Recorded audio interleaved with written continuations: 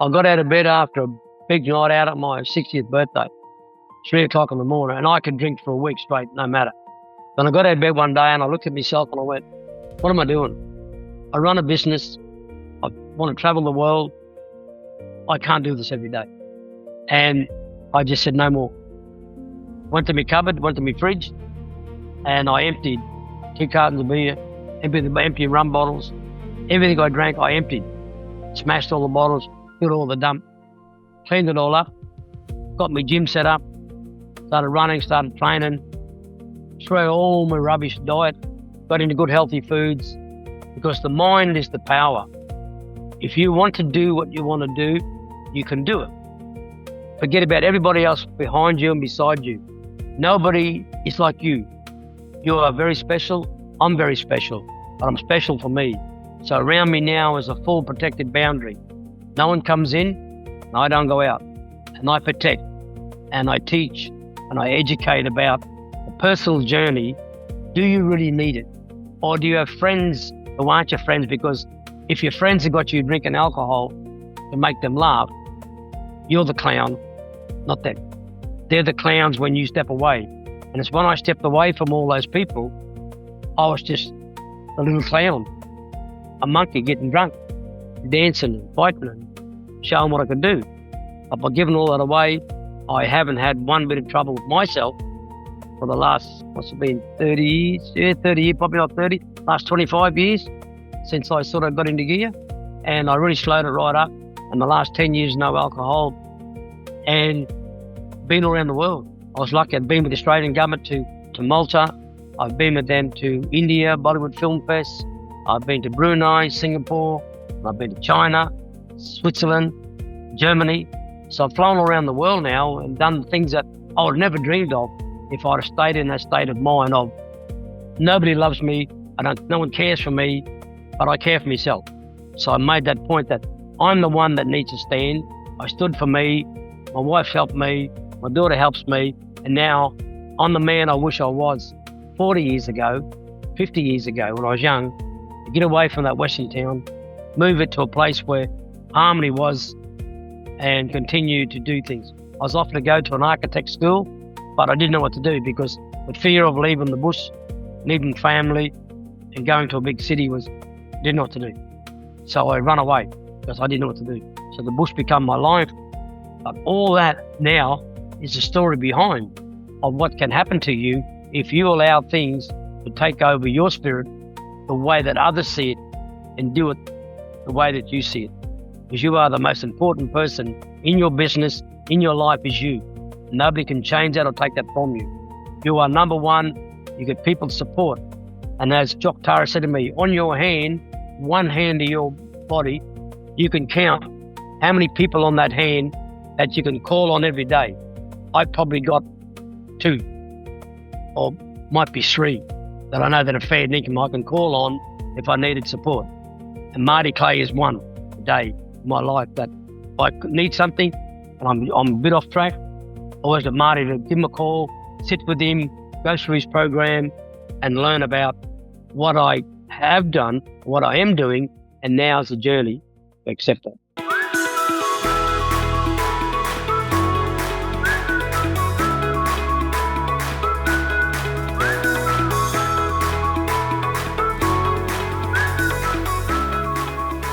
Welcome to Unlocked from Within. Today's guest we have is Michael Connolly. He is an Aboriginal Elder. He's a worldwide recognised artist of Aboriginal art. He has been in business for over 30 years, has a business that's co-founded with his wife, which is called Dreamtime Kullilla-Art, based out at Redcliffe on the peninsula in Queensland, Australia.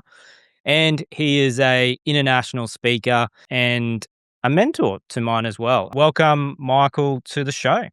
Thanks very much, Marty. And it's been a long time, as we always talked about, doing this and showcasing my story through your podcast business. And I've heard so much about you. You've told me stories. So I thought it's a chance for me now to tell my story. So here we are.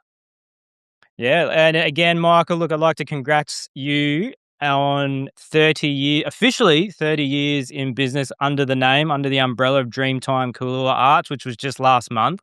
You know, one of the stories that I think stands out for me is, you know, where did you start? Like, where did it all start?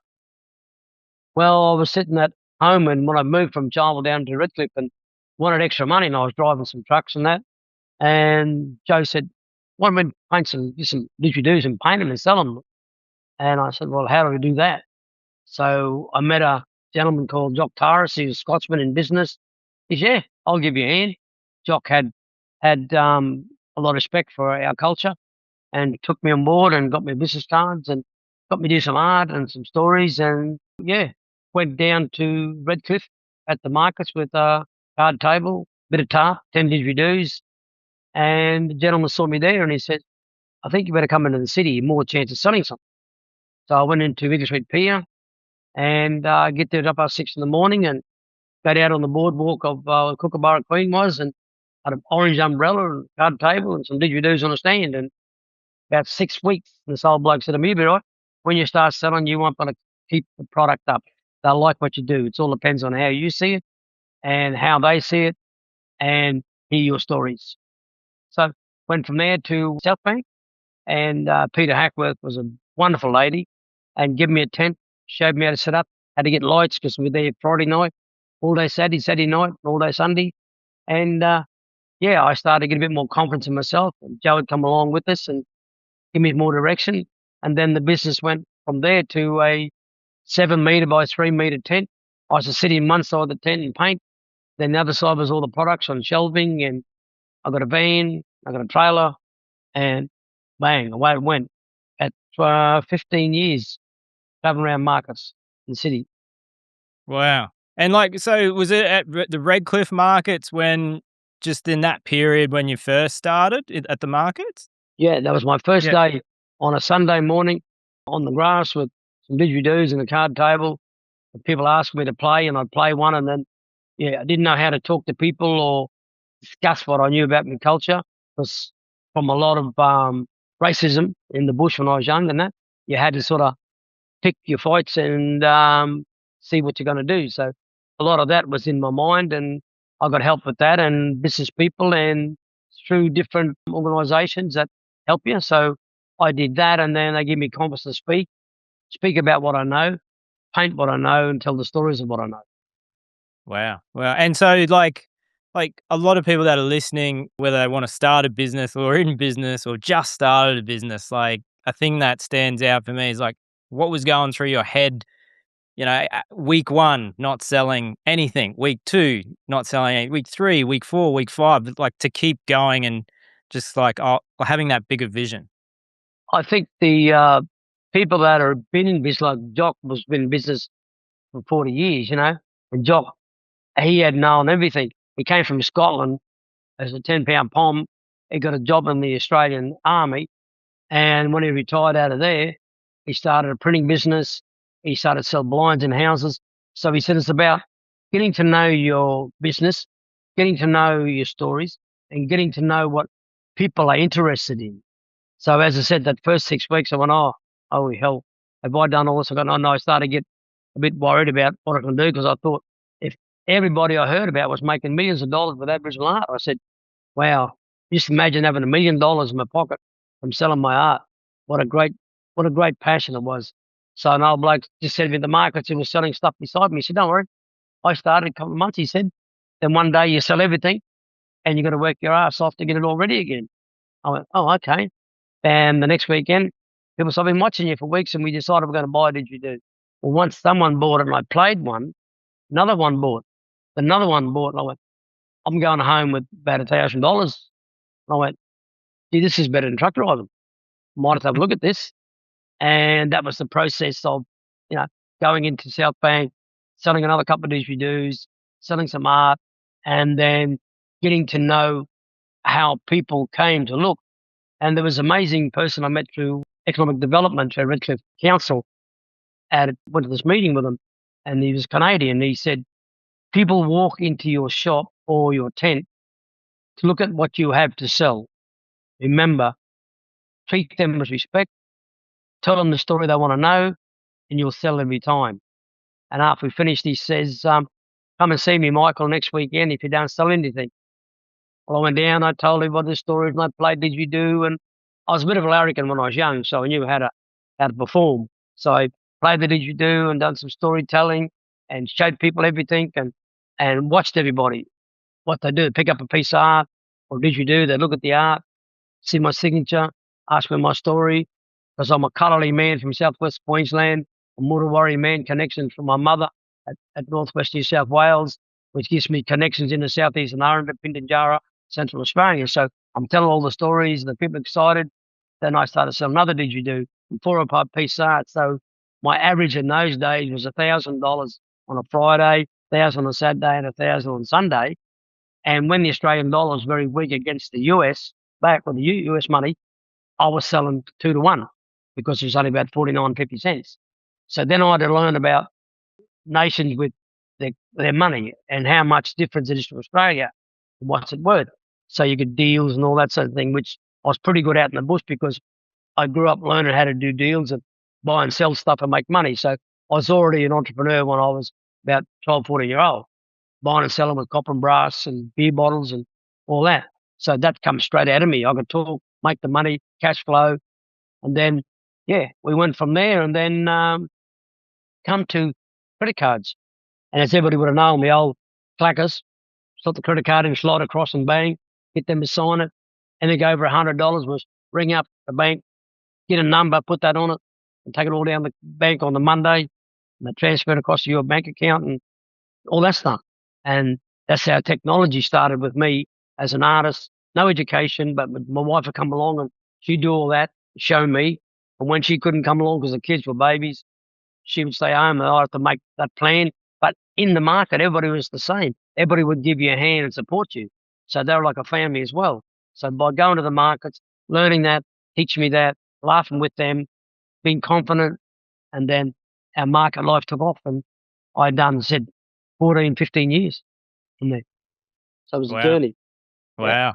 And like, I think I coach a few different business owners. Some of them are like startups that start off at the Redcliffe Markets and the various ones around Brisbane and whatnot. And some of them, which you would have known, like it's a shock when you do your first market or your first 1, 2, or 3. Like you've got to learn about how to approach people. Like you can't just try to sell straight off the bat, but they're the little things that you've sort of just got to figure out as you go along. And some of my business owners that I coach that have never done it before, like the first thing that they come back and say to me is like, "Oh, how do I approach a person? It feels a bit unnatural and awkward." But can you remember those early days of like those little things where it was what was more effective and how you sold? Yeah, well, as I said, economic development, that Canadian, he told the story at the night out, and he said that when he came to Australia, he went down in Edward Street, and there was an old brick building in Brisbane City, Edward and Charlotte Street in that area. Walked in, this bloke had all these suits and ties and everything hanging up everywhere. So I stood there, and he said the gentleman behind the counter walked out, laid out 7 suits, 7 pairs of shoes, 7 pairs of socks, and said 7 shirts. He said, "I'll go and get us a coffee, have a look." And the bloke walked out of his shop up the road, about half an hour away, come back with 2 coffees, and he says, "You like it?" He said, and this bloke knew every colour that I liked, the blues, the greens, the nice black shoes.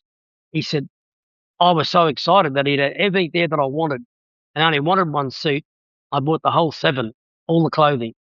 So he said that was the memory that he didn't ask me anything. He just watched me, read me, threw everything in front of me, I laid it out on the table, and walked away and left me, come back and asked me where I was from. I said Canada, and we talked about the Canadian Rockies and about travelling in the world and enjoying life. And he said he never sold me anything, but I love what he put in front of me. He said, so if you look at people walk into your shop, so I had arts. He said, always look what the person's looking at and walk up and put it in his hand and tell him about the story. So that's how I learned from that Canadian. Never forgot that story.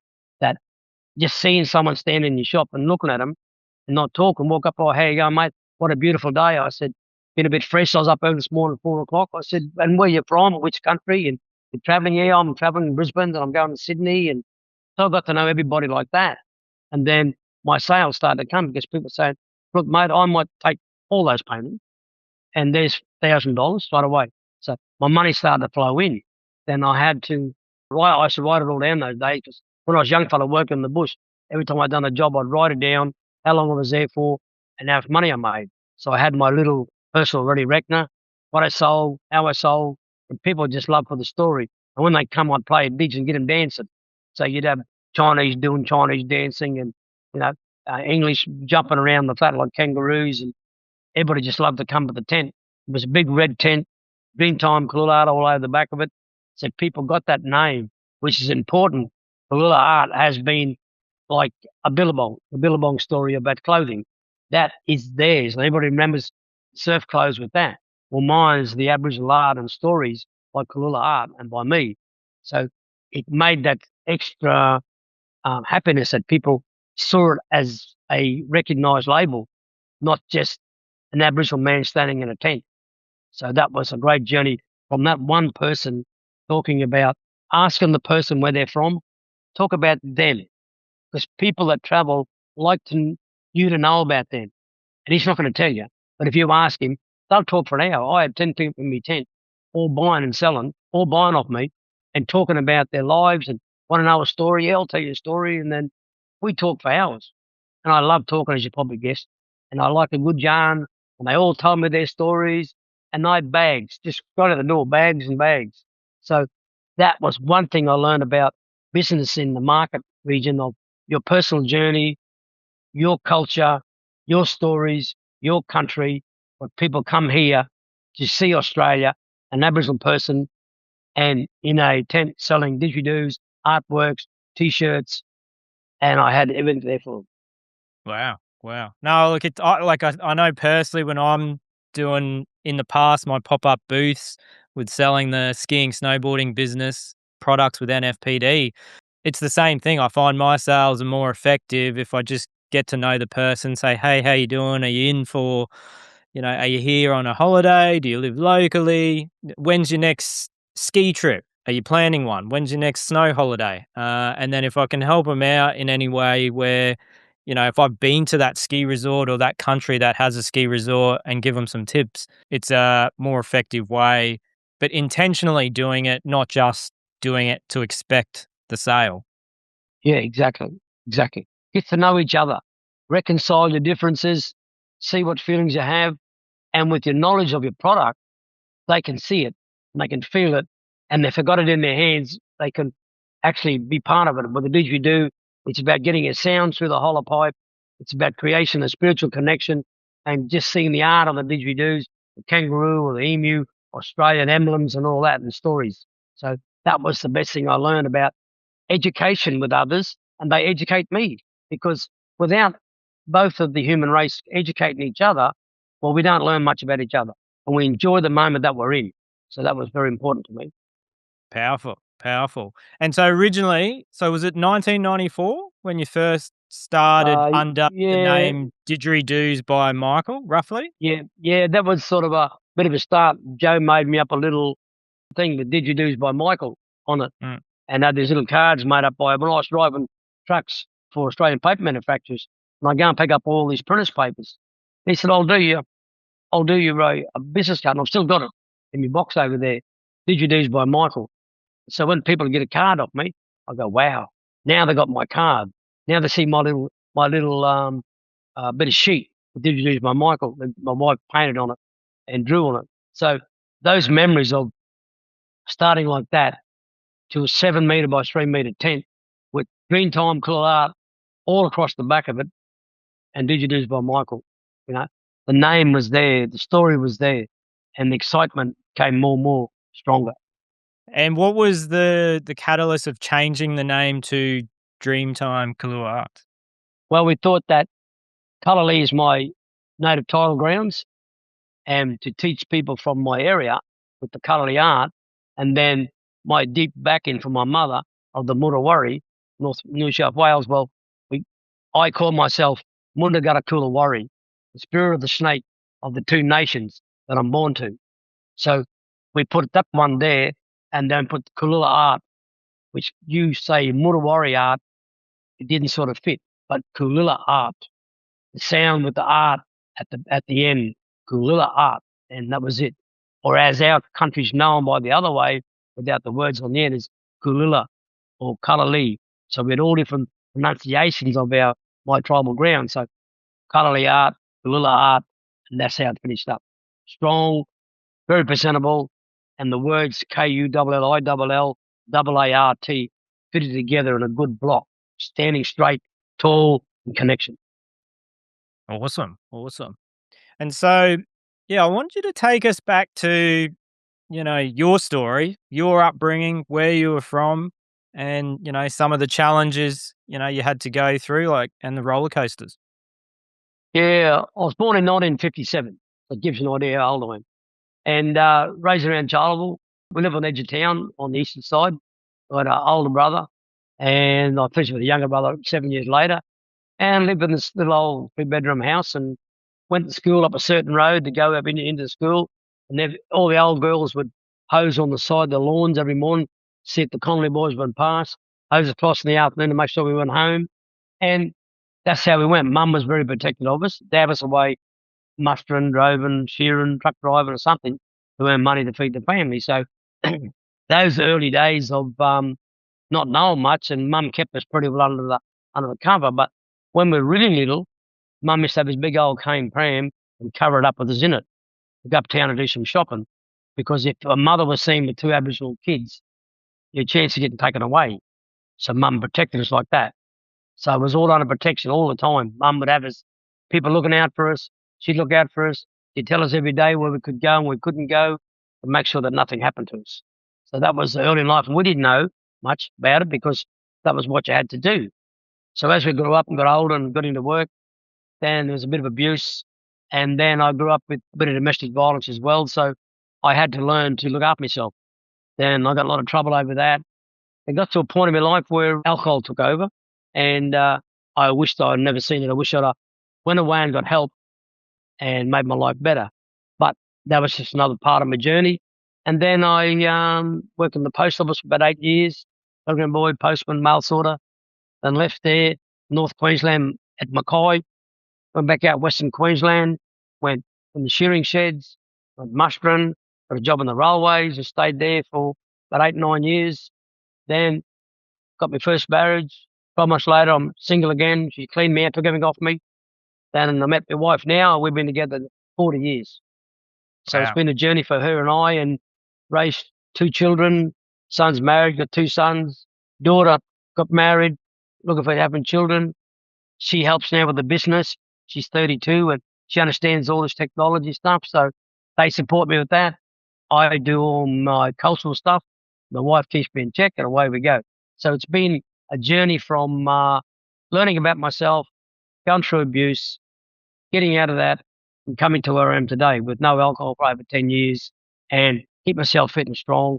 And next February, I turn 70-year-old. So it's been a great journey. Wow. Wow. Powerful. And so, anyone that's listening that is struggling, with alcohol or some kind of substance, what do you think can help, just to, if they're aware of it, but they just want to take baby steps of changing the state they're in? Well, I got out of bed after a big night out at my 60th birthday, 3 o'clock in the morning, and I could drink for a week straight, no matter. Then I got out of bed one day and I looked at myself and I went, what am I doing? I run a business. I want to travel the world. I can't do this every day. And I just said, no more. Went to my cupboard, went to my fridge, and I emptied 2 cartons of beer, emptied rum bottles. Everything I drank, I emptied. Smashed all the bottles, put all the dump, cleaned it all up, got my gym set up, started running, started training, threw all my rubbish diet, got into good healthy foods, because the mind is the power. If you want to do what you want to do, you can do it. Forget about everybody else behind you and beside you. Nobody is like you. You are very special. I'm very special, but I'm special for me. So around me now is a full protected boundary. No one comes in, and I don't go out. And I protect, and I teach, and I educate about the personal journey, do you really need it? Or do you have friends who aren't your friends? Because if your friends have got you drinking alcohol to make them laugh, you're the clown, not them. They're the clowns when you step away. And it's when I stepped away from all those people, I was just a little clown, a monkey getting drunk, dancing and fighting and showing what I could do. But by giving all that away, I haven't had one bit of trouble with myself for the last, what's it been, 30 years? Yeah, 30 years, probably not 30, last 25 years since I sort of got into gear. And I really slowed it right up. And the last 10 years, no alcohol and been around the world. I was lucky. I'd been with the Australian government to Malta. I've been with them to India, Bollywood Film Fest. I've been to Brunei, Singapore. I've been to China, Switzerland, Germany. So I've flown around the world now and done things that I would have never dreamed of if I'd have stayed in that state of mind of nobody loves me, no one cares for me, but I care for myself. So I made that point that I'm the one that needs to stand. I stood for me. My wife helped me. My daughter helps me. And now I'm the man I wish I was 40 years ago, 50 years ago when I was young, to get away from that Western town, move it to a place where harmony was and continue to do things. I was offered to go to an architect school, but I didn't know what to do because the fear of leaving the bush, leaving family and going to a big city didn't know what to do. So I run away because I didn't know what to do. So the bush became my life. But all that now is the story behind of what can happen to you if you allow things to take over your spirit the way that others see it and do it the way that you see it. Because you are the most important person in your business, in your life is you. Nobody can change that or take that from you. You are number one. You get people's support. And as Jock Tara said to me, on your hand, one hand to your body, you can count how many people on that hand that you can call on every day. I probably got 2 or might be 3 that I know that are fair income I can call on if I needed support. And Marty Clay is one today in my life that if I need something and I'm a bit off track, I always get Marty to give him a call, sit with him, go through his program and learn about what I have done, what I am doing, and now's the journey to accept that. Yeah, wow. Wow, that's awesome. And it's going into business, like I say to people, going into business for yourself it is one of the hardest things you can do. I feel like a lot of people have a fantasy around it, like it'll be easy, Yeah. but it's literally personal development on steroids, whether you like it or not. And what was going through your mind when you initially started it? Like you would have had how old with the kids at that point? Oh, what's it now? That's 30 years. So they've been 2 and 3-year-old. So Joe's look after them. I'd come home from the markets and give her a hand with the kids. Then I'd make didgeridoos. Then I'd paint. Then they'd run around. Then as they got a little bit older, they'd come to markets with me, sit on the back of the old van with all the bean bags. And they'd roll around there, come to the markets, fish and chips, and they'd run around the markets and play at South Bank. Then that sort of grew up. So they grew up seeing me in the markets. They loved the markets. And then we helped Joe together. And me, all of a sudden, I give the truck driving away. So I was home every day. Then they started school. So I'd take them to school. And Joe would learning how to do the computer work, set the business up, work with Jock and all the other professionals. And then I'd go ahead and do my art. I'd go bush and cut didgeridoos. So it become sort of 24/7, if you like, on how I develop children, family, arts, buildings of the art, stories, creations, getting a bit extra work to get your paints and your brushes and your canvases. And so you have a million things to create a story. And it's like making a cake. You can't just throw flour in and say, that's a chocolate cake. You've got to throw this in it.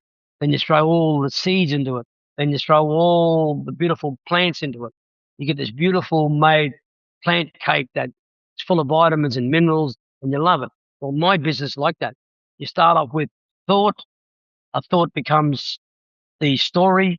Then you add the canvas, the didgeridoos, the paints, the brushes, the time. Then you put it all together. And then you put it in the vehicle. And then you got the right van. Then you go to the markets. Then you set up a tent. That's another part of the story. So it's not just putting your stuff together and going to the markets.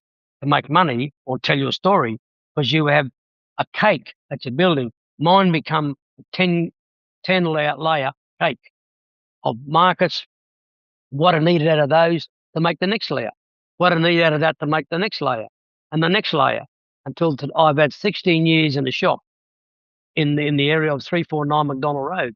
Started off in Unit 7 and went to Unit 1. Been there 16 years to the both places, but I've leased 1, I've leased 11, I've leased 7, I've leased 8, I've leased 9, I've leased 3. I've virtually lived in the whole complex in my business life here for 16 years. And the people here have been wonderful. They've supported me, and it's been a great journey, in the situation of how do you start a business? It's what you love, the people around you, people beside you, and the ones that are genuine. If someone comes to you and says a great story, ask him to tell his story, because his story mightn't be anything, because he might love your story and wants your story, because he probably doesn't have a story. So you've got to watch those sort of people. Everybody has a great idea, but they never do it. Your great idea is like mine. Passion, love, good support around me, and happiness, what I've done in my 30 years. Yeah, wow. Well, and like you've got people all around Australia, even internationally, that's come to the store down at Redcliffe Peninsula at Clontarf. Like you've got a funny story. I think you were telling me when you went overseas to Ireland. You want to share Yeah, that last story? year, yeah. We went to a tour of Scotland, down to London, then over to Ireland, and then we're on a Colette tour. And we get right around up the top to a place called Donegal. And I'm standing there, and my glasses were a bit wriggly, so I saw a sign, Specsavers. I said, Jesus, they got them here. So I walk in the front door, put my glass up at the counter, and had a sign around me, Michael Connolly, Colette Tours. And this lady said to me, you used to be in South Bank in Brisbane, because I bought a didgeridoo off you 22 years ago. Wow. You told me you were going to come here and see where your great-grandparents come from. Tipperary, County Galway, and here you are. It's great to see you. She got all the people around, and he's a story. And my wife says, can we not go anywhere in this world where someone pulled you aside because they've bought art off you or bought a didgeridoo off you or spoke with you in Australia? And here we were, this little place called Donegal, and they're not far away from Belfast. Wow. It's a magic. Wherever I've gone, I've always met people that have known me and known that. And my daughter now, 32 and going around, she does a lot of business stuff. Oh, who's your father? Michael Connolly. So they'll either drop their head or they'll smile. So depending on how I fit it into the business world with others, I'm pretty straightforward. So I always tell them as I felt it, and not as other people tell you the story of they're only half thinking about it. I'll tell you as I tell it, as I am, and that's my story. Wow. Yeah, no, that's a pretty crazy story on the other side of the world, to Yeah, meet one of your customers. That's very cool. Very cool. There's a lot of artists, and creatives, I feel like, that do wanna take their business to the next level, and they might be, they might have some things going on where like, "Oh, but I've got ADD or ADHD, or I've got this or I've got that." What do you think, as a successful, world recognized artist, Aboriginal artist, like what do you think are the keys to just starting to create your own work and actually getting it out there? Like, one of the other layers they could have, is a common one, is perfectionism or fear of criticism and judgment that the work's not good enough, which is, basically perfectionism, right? So, but what do it's you think are the keys to unlocking? well, the key that I saw, I had people around me to say, and the gentleman from Canada, he always, it's in my mind, he always says, he brought a good scenario up. He said, if you're selling oranges here for $1 and the gentleman down the road selling for 20 cents and he's selling thousands of them, he said, if you go down and put your oranges down to 20 cents, then he goes break and pulls out, you only got orange worth 20 cents. But if you keep everything of your business the way that you felt, the way you seen it, as $1, when he's gone, you can always make $1. So with my art, I don't do a lot of the dot art, which a lot of people just love the dot art, right? But to me, a story is of country. Walking of country, hearing the kookaburras, seeing the birds, walking through the grass, on the river system, catching a fish, seeing the fish in your vision, an emu, a brolga, you know, all the movements of the Australian native animals and the flora and the fauna. So my art is like that. It's the realistic of me walking through country, footmarks and all that. If it's going to be a dot painting, well, I walk on my country, I don't see a lot of dots. But the commercial world, which started in the 70s at Yuendamu, they saw the old people telling the stories on the dirt. So give them a ripaline, a time piece of ripaline, and the old people got it and done their fingers and told the stories of their art. And that became the dot art story. Story was in the dot art as you told it, but the dots were protecting the story, the original story on how to, like a map, how to read country. And those stories were protected by putting your finger marks all over it. And everybody says, wow, look at the lovely colours, look at the lovely dots. But there's no story in that. To me, personally, there's no story in that. I want to show you a tree. You have a look at Namatjira. He painted Central Australia, the beautiful ghost guns, the nice red mountains and the creeks. They're sold for millions of dollars. Yeah, I get paintings over there worth $5,000. Some I've had there for years because people say, "Oh, why don't you put some more dots in it?" But that's not me.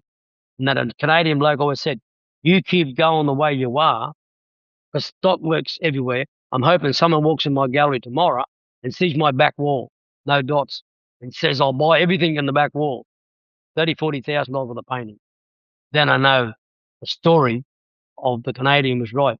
But one day someone will come in and passionately buy my paintings at the big price that they're there for, because it's about my story to show Australia in the outback as I see it, not the way commercialism sees it. But as a young person wants to start his business, write it all out. Write your story. Virtually paint a story in words of where you want to go, what your idea is, and then have a look at what other people have done similar things in that particular business, if there is another particular business like it, and see what they've done. Read their story. See how they stopped business. See how they boomed in business. So you learn off them. Then you say, okay, now how do I want to do it? For you, for your personal gain is how you want to do your business. Don't keep everybody else. I've always made my story of my business my way. I didn't have to, I was told, oh, you should do more dots, should be doing this, should be doing that. That person is still saying that on the side of the road. But I'm over here, still earning money and still helping my artists, the fellow my friends and their communities all over Australia. They do a lot of dot art. They're in, like you see, they're in tablecloths, they're in shirts, they're in that. So I can help them by selling a few of their products. So our community grows stronger. Now I have 1,000 artists, Australia-wide, Indigenous artists. I sell their products. And I built that through companies over the last 30 years as well. So they've helped me. My art is mine, their art's theirs, but I protect their art. It's the fake art campaign I did from 2015 to 2023. And I took a gentleman to the ACCC who was getting it all made in China and India, in Indonesia. And he was found 2.3 million. He liquidated his business. He sued my wife and I defamation and said, I'll have you under a gum tree because that's where you belong, with no business, with no place to live, and with nothing, because there's no law for you people in this country. Here I am. The courts got rid of him in 2007, 2019, and I'm still here in 2026, and he's finished. And you can go online and you can Google the ACCC fake art campaign, and that person's business pops up. It's well known. There was a lawyer that day rang me in Adelaide. He was doing that story to promote the fake art down in South Australia. This is what will happen to you if we, of Aboriginal people, do find you misappropriating Aboriginal art from our country. We will take you to court. And this is what they've achieved. Then there was the Aboriginal flag. We couldn't use it as this one person had a copyright and had license agreements, but he was an Aboriginal man. So, righto, I said, well, let's stop it. So I got together 2 other ladies, Aboriginal ladies, and we went on it for 5 years. We took, and the government said, we'll close it off. We'll buy it. We'll have it stand beside the Australian flag and the Torres Strait Islander flag, and we'll have it free for the Aboriginal people to enjoy for their lives. So there it is, all freed. The art has been protected. Now the Commonwealth Games coming up, all the fake art's coming in. They're storing it, getting it ready. So I'm about to get on the campaign to stop all this. If our people do not get a run with the arts and make money, well, then I'm coming at you. So beware, I'm coming at you. Awesome. Awesome. And you've got all different types of art that you create. And Yeah, I feel like if anyone was just listening and that they got something out of that, if they are still stuck, one of the things that you do is you do business consulting sessions, one-on-one, yeah, intuitive sessions. And I highly recommend, someone to go check it out if they're still just not sure on how to take their business to the next level. I know I've done it personally several times, like yourself. If I've got something I'm struggling with that I can't rack my brain over and I need help, you're one of the first people that I call, and to do one of those sessions. So it's been really, really helpful. So anyone that's listening, like, I highly encourage, go down, see Michael. You've helped out my friends, family in those one-on-one sessions, and everyone's always gotten a lot out of them. So I think if anyone's listening, and you want to get to experience it, you've got people all around Australia that come see you for that. Can you talk a little bit about that? Yeah, I've had them come from Ireland. I've had them come from Canada, and they've heard about me through my art and my stories and my dreaming and my connection to the spiritual world of how we, as Aboriginal people or traditional people of the world, how they can walk in the bush and tell a story. They can come back and tell you a story, and how that turns into a business deal. It could be anything from a shirt about Australia or from wherever you come from. And once you see it, you feel it, you know you've been there. And as I said, my name popped up in Ireland, and I hadn't seen the person for 22 years. So that is the longevity of that connection and listening. Because as I've had a lot of people come to me and they walk in the door, and before we know it, in 10 minutes, they've got that much going on. They're talking about so many things. I always stop and say, let's talk about you. Who are you? Then the who are you, that question starts the process. Then I will help and support the who are you, and to give you that channel to be the person you are in your business, and how we go from there. And I've had people 3, 4 times come back to me. Then they come and say to me, a gentleman come to me one day and he says, you know what? I done that house up the road. I rebuilt it, sold it, and I had a meeting with you because I didn't know what I was going to do. Your mum had passed. And he said, I met a girl that I went to school with and I was in love with. Now we're getting married and having children. And I hadn't seen her for 30 years. So his journey was to take himself to be who he wanted to be, because everybody out there has someone looking for them. They always have a memory of what you left behind. And somewhere in that memory, there was something they loved about you. So when you find that and you take it on board, who knows? That could be the person, like my wife, has given me this chance of a lifetime to now to be nearly 70 in February next year, in the journey we've been on since 1987. We've been on the journey. So people that we meet in the background someday are looking for you. It's about bringing that channel that I can for you, to channel you to where this crossroad connection, and then starts you to look at it, what it is for you in the business world, the journey of happiness and harmony with other people, and support, and hope to make the world a better place. Yeah, awesome. Awesome. Like I said, it's, been very impactful for me and my business doing those sessions with you, and also in my personal life. So like if someone's listening that they don't have a business, but they're going through a tough time or a challenging time or a bit of adversity, like, I'd highly recommend going and seeing you in person. So I guess one of the questions, if anyone's listening, is like, they'll be thinking right now, Michael, you're an artist. You're running a business. You do speaking engagements. You're doing everything. But how do you delegate your time when you're focusing on one of those things?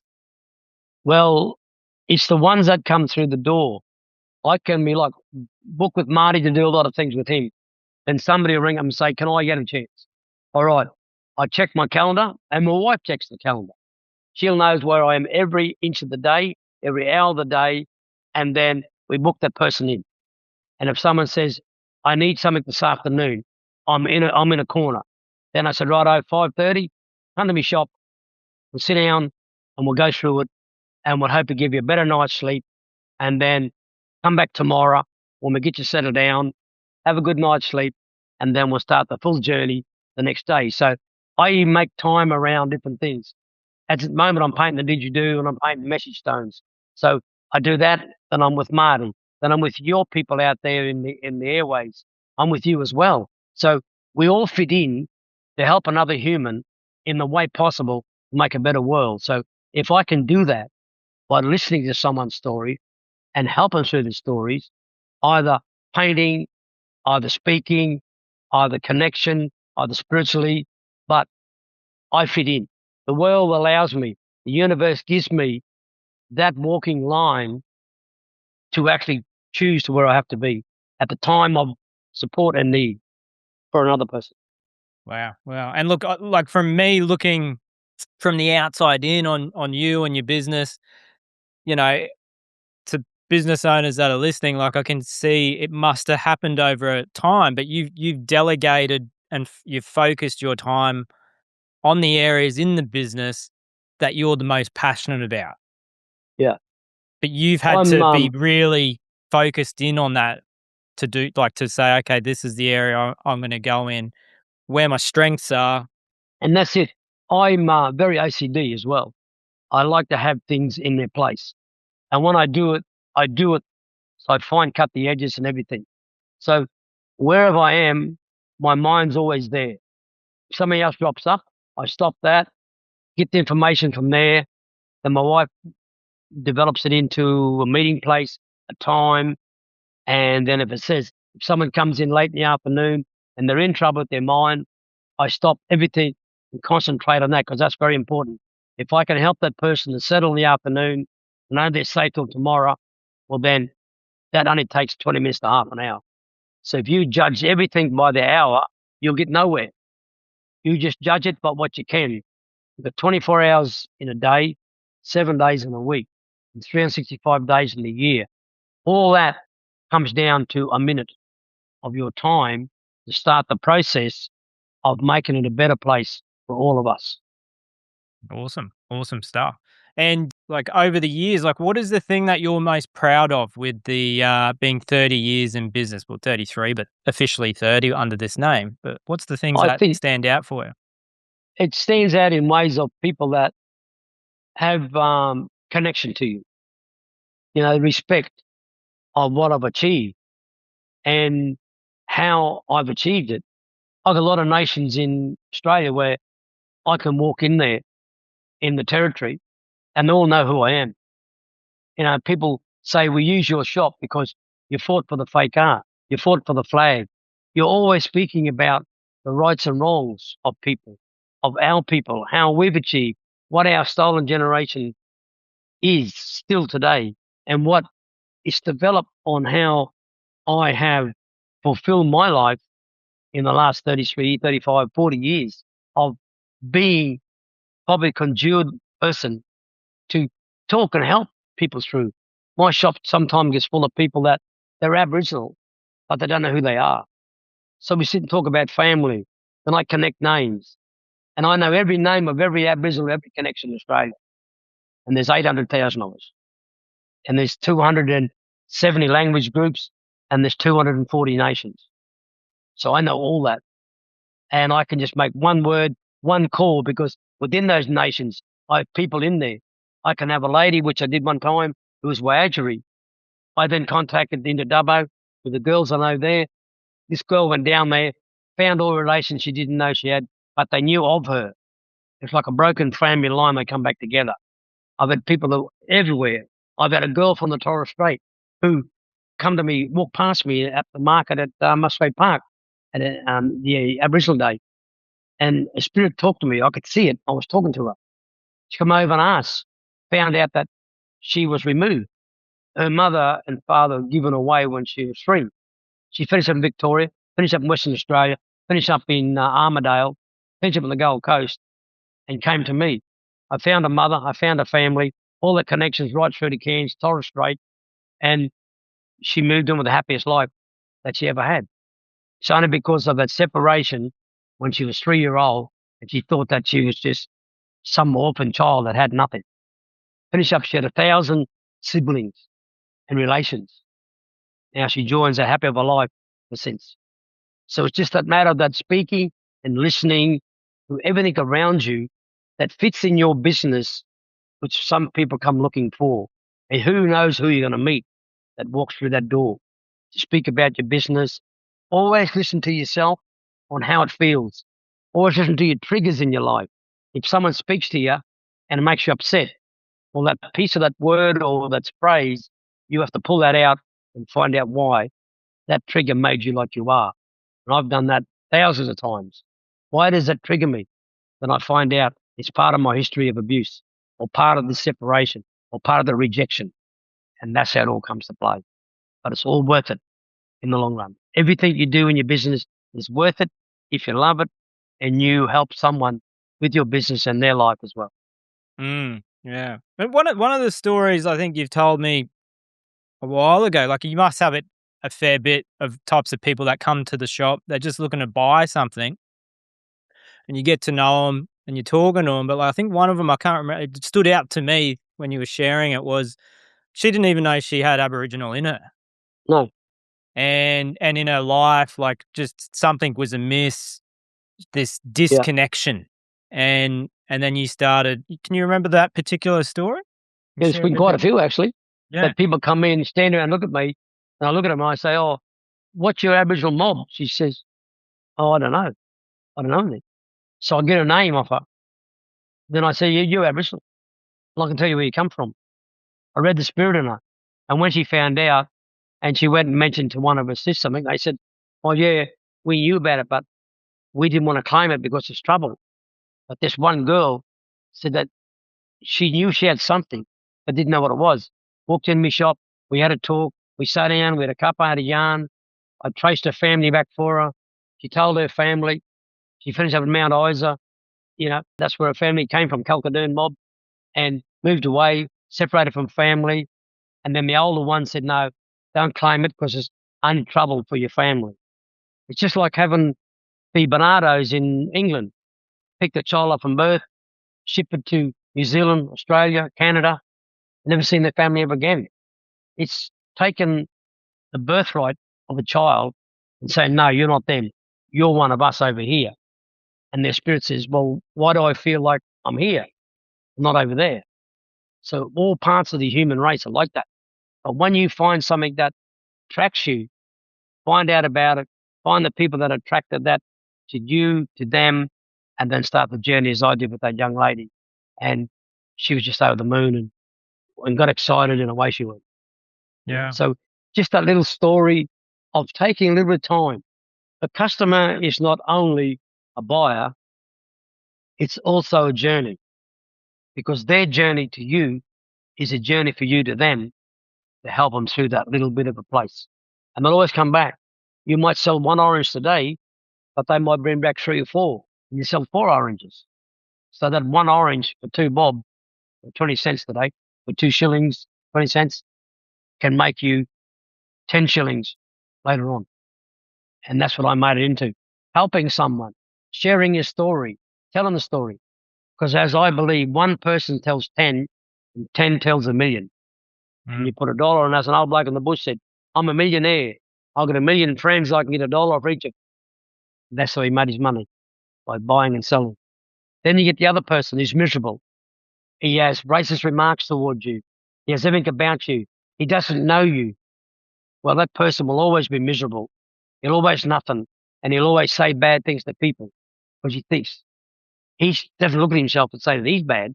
Everybody else is bad, because what's inside you, you see through your eyes to others. And I've been there. I know what it's like. I would get angry with a person by looking at him, and I'd want to fight that person because in my heart and my soul was anger and pain and rejection. So I want to give it to them. But now, if I can show love and connection to others and help, that's all I see, nothing else. Yeah, and so like it's it sounds like the importance of actually caring about Yeah, people, right?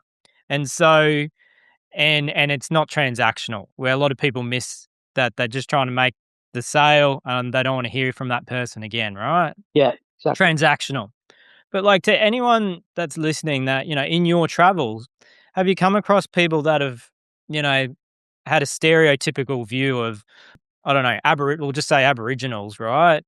And just by you getting to know their story and where they came from, that it shifted their perspective? Have you ever come across any encounters with people like that where, they just thought, the stereotypical view? The biggest thing that I found during the referendum was, um, why should your people be like us?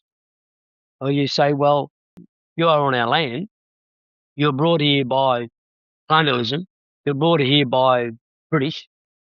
We had thousands of people that came here before the British, and like up in the Kimberleys, the Dutch, the French, across the top end.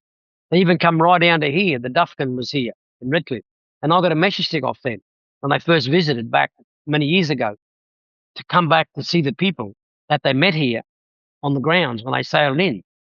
The colonial wasn't part of it. It was traditional people. Then they went home because we were living in harmony. So in comes the British, like they did around the world. Oh, it belongs to us. So they called it all different names, and one name they called it was Terra Nullis, which means the land of no one. And then they put a cage around us and called us Aborigines because I am, and always will be, an Aboriginal man of the Murawari and Connolly nations, of the original race of people that walked this earth for hundreds of thousands of years.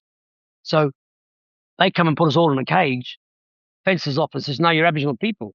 Now, the word Aboriginal comes from Italy. They are the original Aborigines of the world. They were called Aborigines under the Latin word AB and a gap, origines.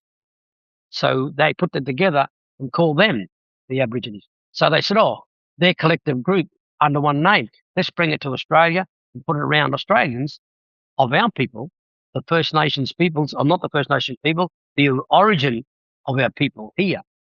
Because the First Nations is another dialect of government to put the fence around us. Same as the Canadians. They call them that. Everywhere where they call a nation of people, they put a rope around it, fence it off to make it that one nation.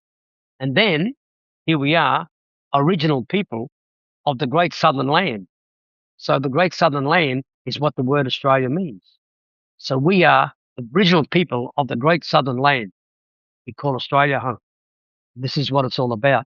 And when you get to know all this about you and how and why, and you educate people, we can walk together as the one nation, not the political one nation, but as the one group of people, which is 200 language groups that came to this country.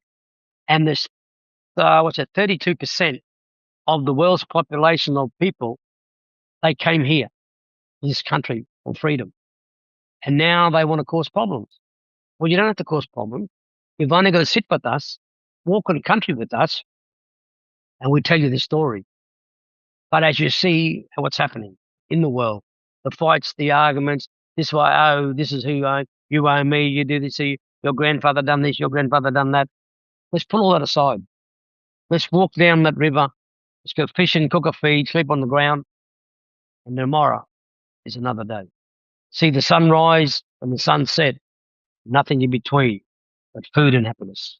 What we should be looking at. Powerful, powerful. I think I think that's one of the greatest ways that we can unite everyone. And so Yes, that's one of the things I've learned from you is the importance of getting to know other people's story.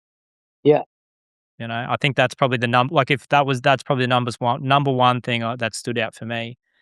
So we've worked over a couple of the years now, and you've gotten to experience the unlocked from within method, the method that I've done a couple of times for you, as well as for some of your team members. How has it been helpful in your business, but also in your personal life and, you know, just your day-to-day life moving forward? What are the things that have stood out for you? Well, what you've done when I was probably 15 years ago, when I was coming through that big change, and I was on a fight or flight, and I was up with you, and you took me right back in my life, right back to the first thing I could remember in my life, and then brought it through. And what part of my life did I have the changes? What part of my life was it giving me grief? And then laying all that out and spread it out and then go through it as we do today. So when I accepted that and you left me overnight and you said, see what happens tomorrow, then come back tomorrow, then my mind cleared. So I said, good. Then away I went again. And then as I come through the changes again in my business and my life, things were changing again. I got to a point that I called you again and I'm thinking, am I doing the right thing? Or I'm getting aggressive, or someone said something to me and I didn't know what I had to handle that. So I'm way back in my life again. And as we come through every time, we come through where there was the connections of the triggers and the things that we had to resolve. So you supported me, I dissolved them, and then, as I said to you that time, I got out of bed one morning and I went to drive down here to the shop, and I didn't even know I was here. I've never been here before. And I pulled out my shop and I said to the wife, I have a feeling that I know I'm here, but I've never been here before. Everything in my past had erased. It was just a new world that I was walking up, unlocking the shop, walking in going, wow, this is unbelievable. So with yourself, you brought that through to me, and that come to the levels after this, the way it's been for the last 10 years, the levels have risen. And now I can see myself where I've been, what I'm doing, and I can see signs every day. Something pops up, even it's a message or a word or someone says something. It just comes to me that I'm on the right path. Keep doing. I keep doing what I'm doing, look after myself and be positive with myself and accept that I'm doing is the right pathway. And the pathway is coming through tonight and then tomorrow night, and it just flows. As I accept it as it flows, and it gives me that spiritual challenge that I already know, but now it's coming to where it is accepted highly by me, thanks to you over the many years. I wouldn't be sitting here speaking with you in your podcast that you did develop, and how you've done so much for me and what you can give back to others in your direction. It's been great. Oh no, look, like I said, I share the story with many other, you know, when I'm doing workshops or with some of the other clients where, you know, they are dealing with either being triggered or reactive or a bit of anger. And it can all be like, I think the thing is, like, with a lot of people, myself included, it all can be justified, what we're feeling and what we're experiencing, but just finding that healthy outlet to flip it on its head, right? Like, Yeah, and see it from a perceived, like, the perceived negative, and then flipping it on its head and then finding a way to see, well, how is it actually serving you on the way? And then it just unlocks, you know, it sounds like you're seeing life from a completely different new lens. yeah. And that's what it's all about. It's about looking at yourself inside. How do you feel? We speak about the days of the past, of where you started, of even the thoughts of business. And you get the people that are watching and hearing the story. They're looking at themselves and they're saying, have a good look in the mirror every morning. Is this the person you're looking at is going to handle that business? And then you see a person on the street and you wave and they wave. Is that the customer that's going to support my business? And when you have a cup of a coffee and you meet someone, you know, they laugh and they smile at you. So you have that vibe to put off to others, and you give them a business card without doing anything else. And they look at that, then they find you, and the new world of the internet, they can find you wherever you are and come and visit you and ask you for that little bit of help that maybe they need. Mm. Yeah. Nah. Awesome. Awesome. And you know, I think one of the questions that people might be who are listening to this that might be thinking, especially if they're an artist, it doesn't have to be an artist, but I feel like it could be a business owner, it can be just someone in general. But one of the things on your journey, the 30 years in business, like what's helped you feel worthy of putting a price on a specific artwork, whether it's been $200, $500, $700, 1,000, 5,000, $10,000. Like, has there been any specific technique that you've just like, that's it, that's what it's going to be? Well, what I found out doing it, I look at the times I've had, and as Doc Tara said, how do you give a cost to a didgeridoo? And I said, oh, just through a pricing. He said, remember the tree grew first. Then you went and found the tree. So you drove out, there's fuel. Then you cut the tree down, there's more fuel. Then you had to feed, there's money. Then you had to sleep. In the morning, you clean the bark off the didgeridoo. Then you clean the inside out. Then you cut the shape and you sealed it. And there's more. Then you used a sealing paint and you sealed it all so to hold your beautiful art and your story. Then the story comes from 100,000 years of the ancient people that was given down the line to me. So that story comes out. Then we got the brushes. Then we got the paints. But how the brushes were made. There was a cost of people making them brushes. There was a cost of people making the paints. Then there was a tin that the paint stood in. So that was made by the earth, the iron ore. Who built that? Who painted that? Who done that? So it's not only just the didgeridoo, it's combined with 1,000 people at $3 each to give you a didgeridoo worth $500. And then that's the final product. And don't forget the beeswax if you need it. You've got the bee who builds the honey for you would have food. Then the beeswax is there for the use and covering, polishing, and all that. So just one didgeridoo has given the life to 1,000 people and the flora and fauna of this country, which the government can take 10% of for taxes, and you're left with the last bit. But I'm the man at the end who only has $200 for that didgeridoo. But that is the price that is worthy for me to feed my family and keep more stock flowing so others can enjoy that instrument. But in the terminology of it, there's 1,000 people that put that together, of everybody, of everything, just for that one didgeridoo. I reckon that's a great way to look at it. Definitely. Yeah. Definitely. So anyone that's listening, who do you think the unlocked from within method, how can it be helpful if someone's listening, in whether it's for their business or their day-to-day life? Like what do you think, who it could help? Anybody? It makes people think, because I feel through your speaking and the people that listen to your site that they think, I'll try this. It's like going into a cafe, instead of eating those chips all the time, have something different from another country. Like when I travel Europe, I tried all the different foods, get a taste of something that just not was Australian based, you know? So when people listen, no matter where they're from or what they're building, it's this little cake that we just give them of how, when, why. If you want to extend on it, give us a call and we can find out. There's a lot here. There's a lot in it. This cake, as I said, is 10 tiers of cake. And your business is going to sit somewhere in there with the ingredients of a small cake, which you start to build. Your tier 10. So we all started somewhere. We all get the ingredients what we want. It's the right ingredients for the right taste of the right cake for your business.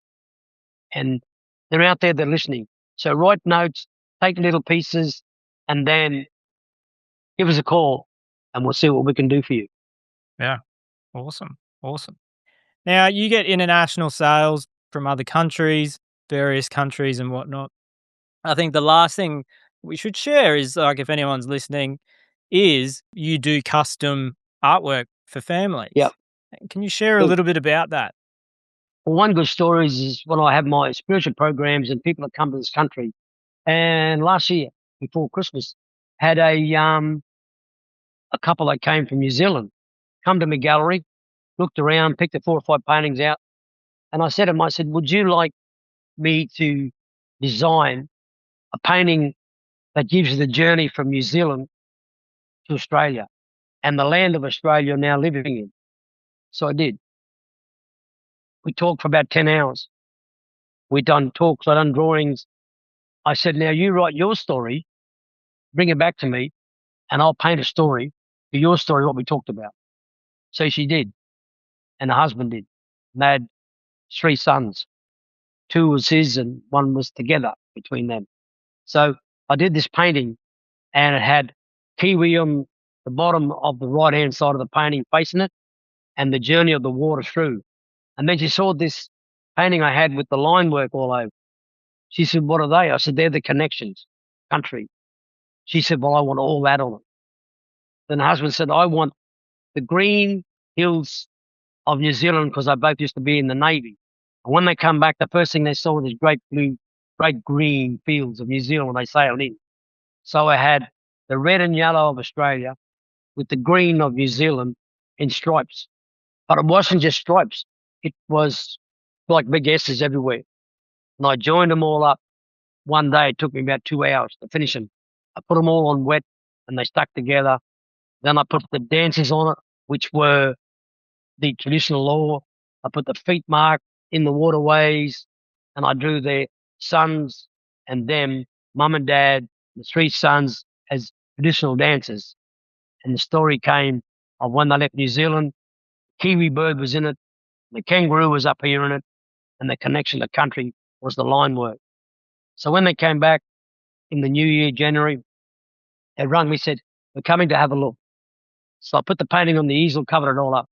So when we sat down, or they sat down in front of it, I had it covered. I said, "Read your story that you wrote." And she read the story.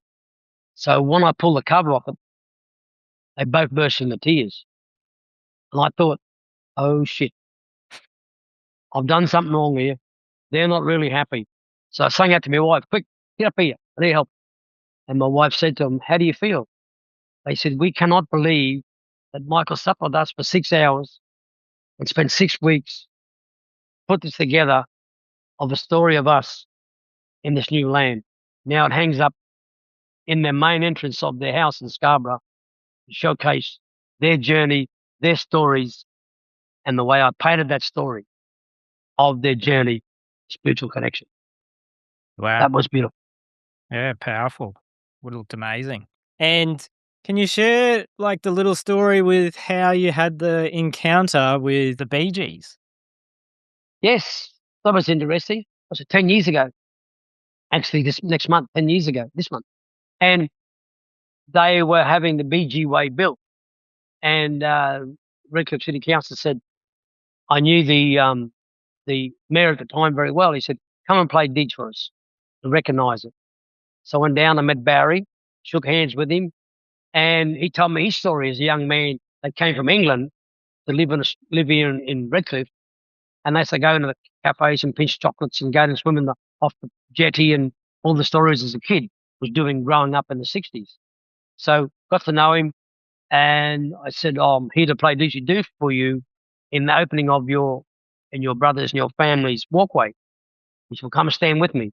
So I stood beside Barry, very tall, and I played didgeridoo, and everybody just thinking he clapped. And I said, 'Would you like to sign it for me?' He said, 'I'd love to.' So he said, 'To Michael from Barry Gibb. Thank you.' I now have that didgeridoo in a big frame in my gallery, and it's 10 years since that happened. So I was thinking, I wonder what it'd be worth now, for someone for a beautiful piece of Australia, England, the Bee Gees, the families, a stories connection, and he's the last one out of all the families. Now his grandsons are growing up, and they're doing the Bee Gee style. So this was the last instrument signed and recognised by Barry Gibb in the walkway of the BG Way in Redcliffe. So come and see it, have a visit, and tell your friends and family a nice heirloom that you could take away with you when we discuss things and show you the story. Yeah, it'd So be it's good to have a unique. visit. Yeah, it'd Very be unique. quite unique Yep, nothing like it anywhere in the world. in the world. Didgeridoo signed by Barry Gibb. I've got my photos with him, and I've got the day he signed it in the BG Way, and it's all there for the presentation. Well, that'd be an amazing experience. You know, for anyone that's listening, obviously, where can they find you? You're on LinkedIn. You've Yep. also got you're on Instagram and socials, the Kullilla-Art. And then if Yes. anyone wants to come see you in person, get We're to Redcliffe in Queensland. You're down at Clontarf. Clontarf, Unit 1, 349 McDonald Road, Clontarf. And our website is kullilla-art.com.au, and our email info@kullilla-art.com.au. And as my daughter's young and she knows how to handle everything else, it's LinkedIn, there's Instagram, there's Facebook, and she's now doing another course to raise it a bit to another level. So it's great to come and see, have a yarn, sit, tell me your story. I'll tell you my story with you, and to visit and to yarn. And you never know, you might take away some little thing from $1 bookmark to a $5,000 painting, anywhere in between, of something of your journey and me speaking with you, enjoying the moment. I thank you all. Yeah, awesome. And anyone that's interested in like speaking engagements, what's best to reach out through the website? Yes, through the website. Yep. Or email. It's just contact our business. Say they want to do talking process on culture, or even business content on how they see and feel, and how's it be like my story and how I came to be and what they have to where they want to be. So it's that connection, that journey, and from a different point of view of how we see it as traditional people as well. Awesome. Awesome, Michael. Like I said, it's been, such an honor to have you on the show and hear about your story. And, it's no small feat, 30 years in business. You know the statistics? I think it's like 85% businesses don't last the first year. Yeah. So, I want to commend you on that, you and your wife, Joe and yourself. It is something that I think that sum it up, it's resilience. The first 24 years is 7 days a week. Don't forget that. First 24 years of business, 7 days a week. Home painting, going traveling, cutting didgeridoos, Friday, Saturday, Sunday markets, going to schools, going travel around the world and back, 7 days a week, 12 hours a day for 24 years. Now we're just starting to cruise through the last few years, hopeful up at the Olympic Games, which I'll be 75-year-old. And then maybe I can have a cup of coffee and a yarn and see how I go from there. Who knows? Awesome. I'll be around till I'm 100 is my plan. Awesome, Michael. Well, again, it's been an honor to have you on Unlocked from Within. Hopefully we can do this again, and we'll see you around. Thanks very much, brother, and all the best to all the ones listening to you and your stories, and the great person and the great family you are. And it's been a great pleasure to be your friend so many years. I thank you, and thank you, listeners. Enjoy. Awesome. If anyone would love to experience a Unlocked from Within one-on-one session with myself, they're perfect for getting over the fear of public speaking. If you've got a limiting belief or a blockage and you're just looking for some clarity, there'll be a link also in the show notes for that. Again, I hope you found value in today's episode, and if you could please leave us, a comment, like, subscribe. It really does help the show. Again, thanks for listening.